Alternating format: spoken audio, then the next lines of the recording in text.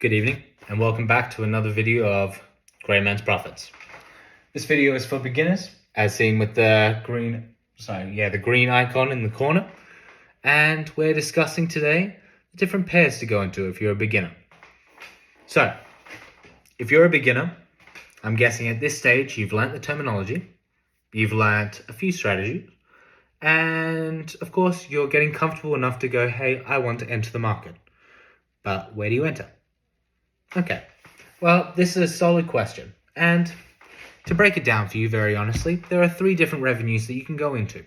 Either you can go into investing in pairs, or trading in pairs, to go into index funds, such as the NASDAQ, which are more volatile, so I would recommend you leave them until you're an intermediate. And then, of course, there's hedge funds for private equity. These ones are incredibly hard to get into, so leave them until you're intermediate and maybe an advanced trader. Anyway, let's get into it. So, up above, I have a list of, five pairs that I would recommend as a beginner you invest into. You choose one and you get really, really good at it. So let's break it down. Be warned, each one of them has their pros and cons. Most of them are pros, but there's one or two that will really throw you, so keep an eye on it.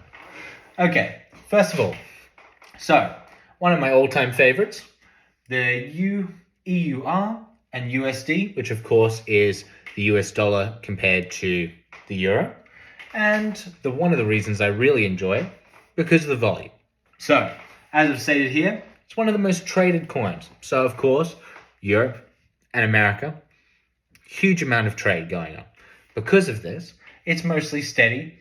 It's got tight spreads, meaning that there's not much deviation, and stable movements, meaning that it takes a lot to shake them off. Based on the amount of trade that they have, it's pretty consistent. If you want a stable coin that you can, of course, go into and learn the pair very, very well, this is a good option for you. Okay, let's keep on going. Okay, the next one on the list is the GDP versus USD. So, of course, the US dollar towards the pound. This one, extremely volatile. So if you're looking to catch like one of those quick rises where it might go up 200 or 300 pips in a couple minutes or maybe over an hour, this is the one for you. This one, of course, more volatile, meaning that it moves around quite a bit, is pretty much one of the best advantages that you can get if you're looking to make good money. But at the same time, as a beginner, the reason that it has pros and cons is that, of course, if you're not used to the volatility, it can change on the dime. So I would recommend that if you want to get good at it, just practice a little. Demo accounts are there for a reason.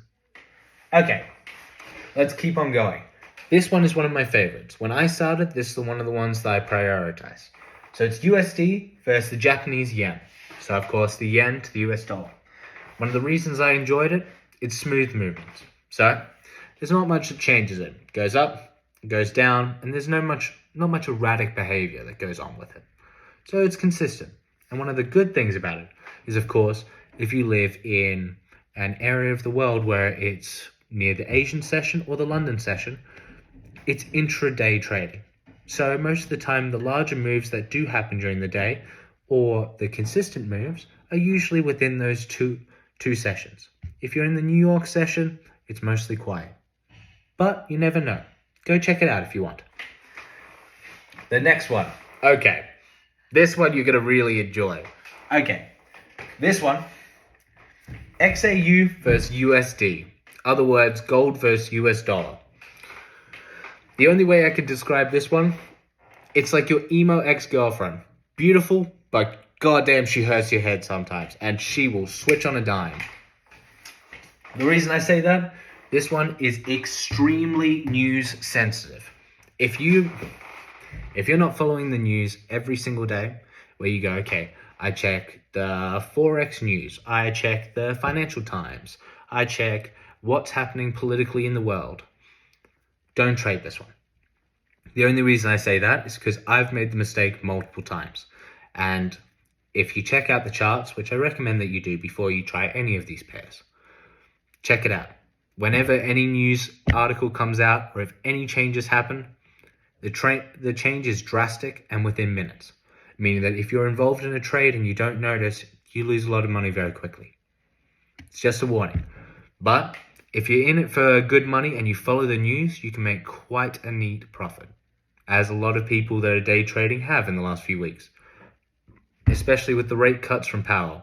So he's one of the, I guess, the head of the Federal Reserve. And when he discussed the rate cuts, of course, gold skyrocketed. Everyone saw that coming and they made quite a bit. Okay, let's move on. This one is probably one of the best recommendations I can give you, especially if you live in Europe. So, it's EUR versus US GDP. Sorry about that. So this one is going from the pounds to the euro. Of course, because they're both European countries, they're involved in basically the same news. They involve in the same trades, the same everything else. It takes a lot for them to be thrown off each other's course, and they work in tandem for a bit. So, as a result, we have low volatility, meaning that the setups are pretty predictable, and of course, that if you do see a setup, there's not much that's going to change, meaning that you have the opportunity to go, okay, I see a move coming, and there's not much that's going to stop it. The only downside of it is, of course, the volume. There's not as many people trading this currency, meaning that the liquidity, it's not exactly the same, meaning the return that you would get on an aggressive investment or an aggressive trade would not be the same as, let's say, if you went into anything with the US dollar. Other than that, the choice is yours. But if I was you, I would choose one of the more relaxing ones, and then if you feel a bit bold, go into the more volatile ones.